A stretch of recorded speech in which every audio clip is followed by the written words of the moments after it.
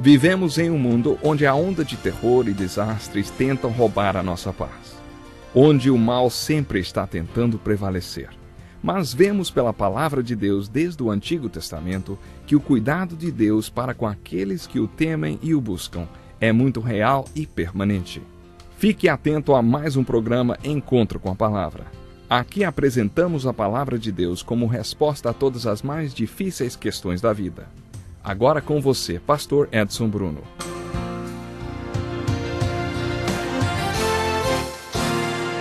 Seja bem-vindo ao nosso Encontro com a Palavra.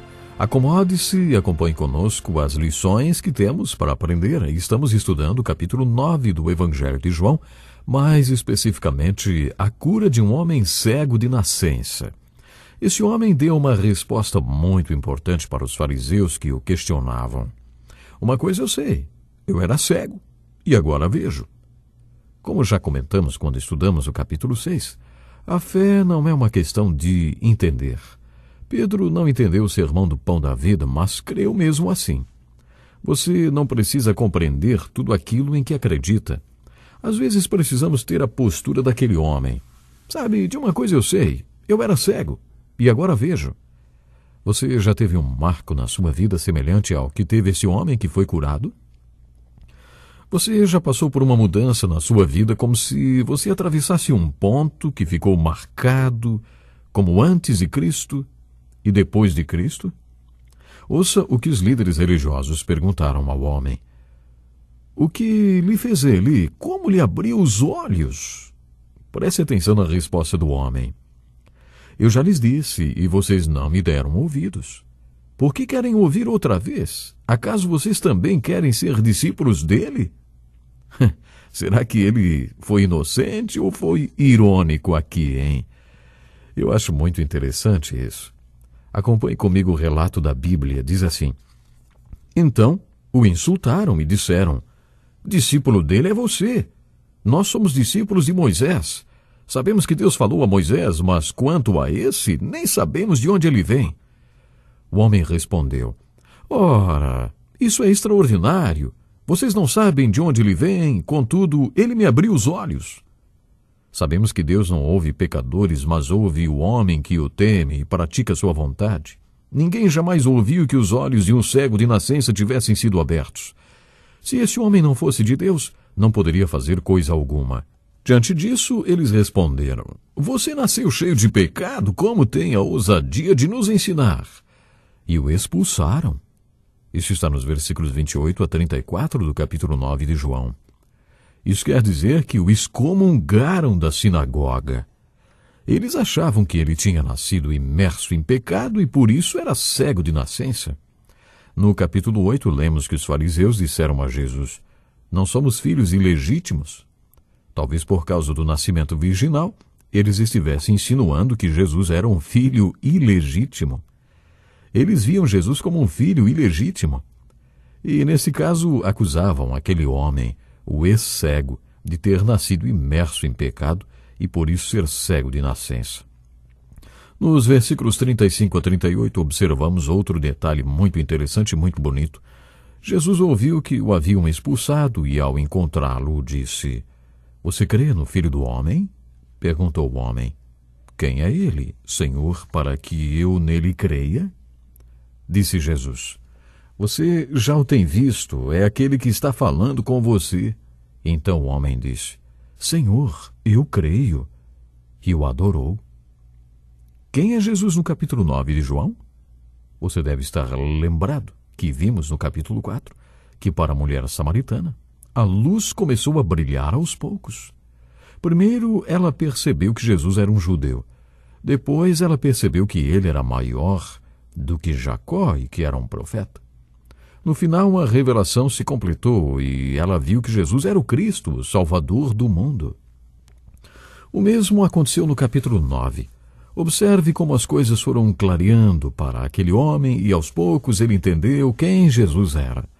Da primeira vez que lhe perguntaram quem o havia curado, no versículo 11, ele respondeu: O homem chamado Jesus misturou terra com saliva, colocou-a nos meus olhos e me disse que fosse lavar-me em Siloé. Fui, lavei-me e agora vejo. Aí, então, lhe perguntaram: Mas onde está esse homem?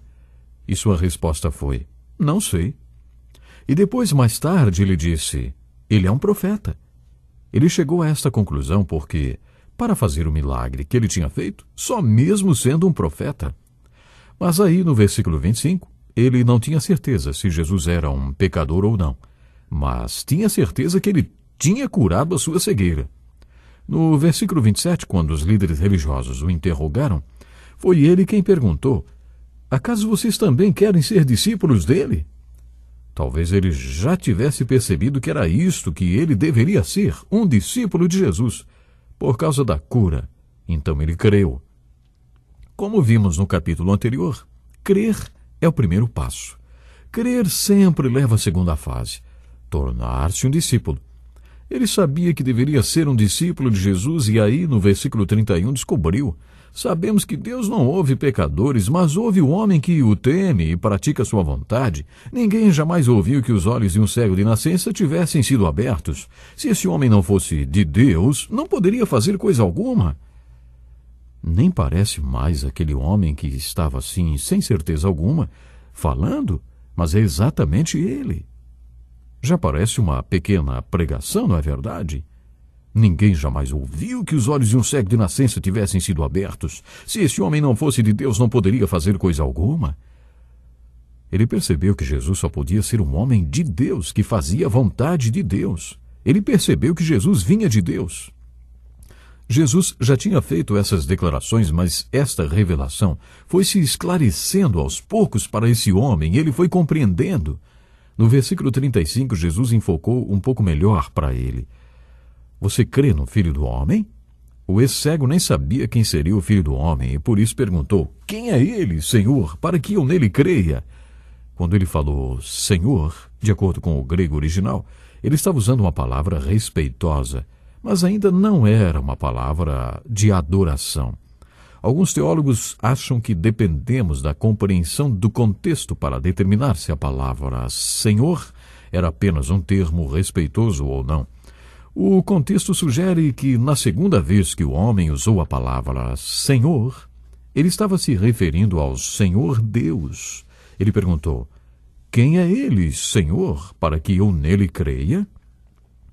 E Jesus respondeu: você já o tem visto, é aquele que está falando com você. Jesus respondeu a mesma coisa para a mulher samaritana: eu sou o Messias, eu que estou falando com você. Jesus falou explicitamente e deixou bem claro quem ele era. A mesma coisa aconteceu com o homem curado da cegueira. A diferença é que dessa vez Jesus usou o termo Filho do Homem. Você crê no Filho do Homem? Você já o tem visto? É aquele que está falando com você? Aí então o homem usou a mesma palavra, mas desta vez todas as traduções concordaram e traduziram o termo por Senhor. Senhor, eu creio. E o adorou. Aos poucos foi revelado ao homem quem Jesus era. Primeiro ele chamou Jesus de profeta. Provavelmente não era um pecador. Ele devia ser alguém a quem deveríamos seguir e de quem deveríamos nos tornar discípulos. Um homem de Deus que fazia a vontade de Deus, e depois ele se referiu a Jesus como o Filho do Homem. A revelação finalmente culminou com essas palavras: Senhor, eu creio. E o adorou. Esse é Jesus no capítulo 9 de João.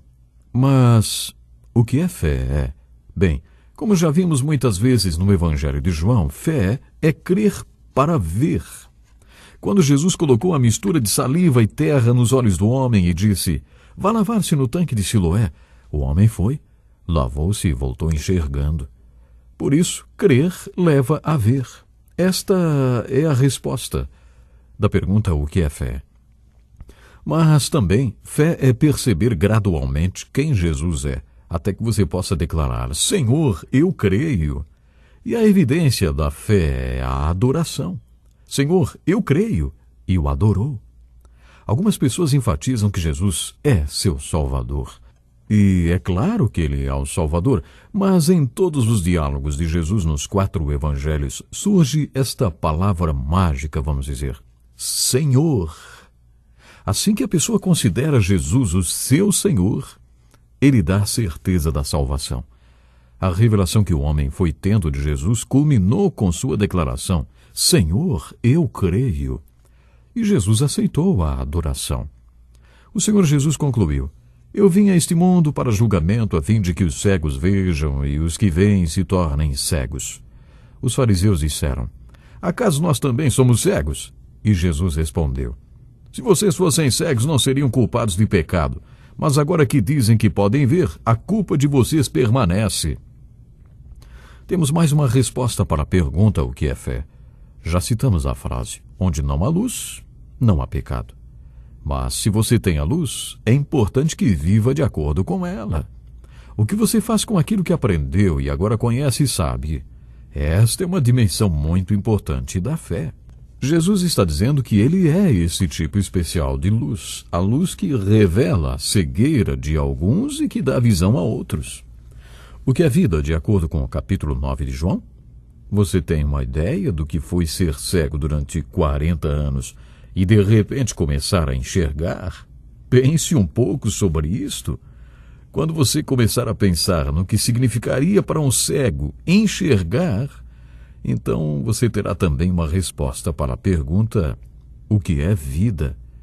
Vida é poder enxergar depois de 40 anos de cegueira. E é isso que o Senhor Jesus faz. Ele está sempre pronto para fazer algo poderoso, sabe?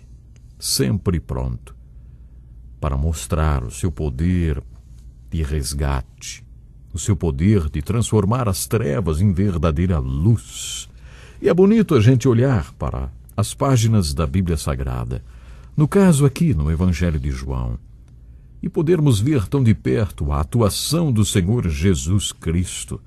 Mas uma coisa também nos fica muito clara: a responsabilidade que nós temos de testemunhar o poder transformador do Senhor Jesus. Esse ex-cego não pôde ficar calado.